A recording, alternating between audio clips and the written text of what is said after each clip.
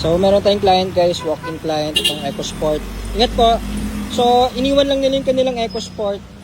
Ito guys is hindi sa atin nabili, hindi sa atin galing tong unit na to. First owner sila nito since 2015. 2015 model EcoSport.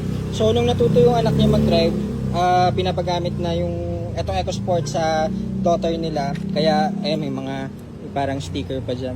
So, nagpa-check sa atin si sir at meron siyang issue sa transmission. So, papalitan natin ng buong set, yung LUK brand natin na shift fork. Siyempre, lahat yan document natin.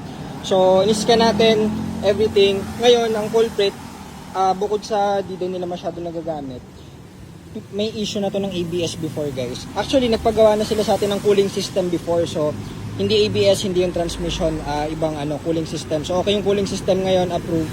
Na-drive pa nila dito mula Cavite. So, ang issue ngayon is yung clutch, stuck na yung shift fork niya. So, pupull down natin transmission.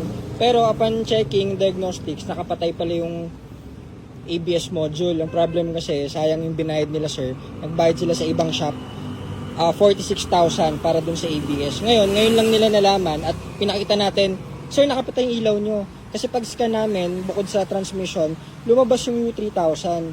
Kaya, bigla nagtaka si boss, sabi niya, bakit U3000 napagawa ko ng ABS? O di pinakita natin, nakapatay yung mga ilaw, pero may code na U3000. So maraming ganun guys, mag-iingat kayo, yung tinatawag na remap, yun, ABS remap. Maraming gumagawa nun, pero ang nakakalungkot doon, sobrang mahal yung binayad nila, sir, 46,000.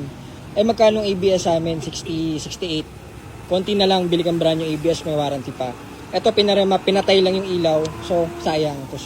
O di, process natin to sa workshop para at least magamit na ulit nila yung EcoSport. Yung clutch transmission, pull down. Siyempre, lahat yan documented at transparent tayo sa lahat ng ganyan. Kahit sa ating mga units na binibenta. So, alam nyo naman yan, GTA Cars. At yun muna. Thank you. Good morning. Maraming salamat.